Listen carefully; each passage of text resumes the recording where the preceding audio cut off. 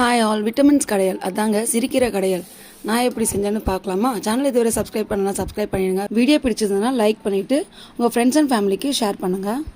வாங்க வீடியோக்குள்ளே போகலாம். ஃபஸ்ட்டு நான் ஒரு கட்டு சிறுகீரையை க்ளீன் பண்ணி எடுத்துக்கிட்டேன். அதை நல்லா வாஷ் பண்ணிவிட்டு ஒரு வெங்காயம், ஒரு தக்காளி, ஒரு 5-6 பல் பூண்டு, 2 பச்சை மிளகாய் எல்லாத்தையும் சேர்த்து கொஞ்சமாக தண்ணி சேர்த்து இதை ஒரு பக்கம் வேக வச்சுக்கிட்டேன்.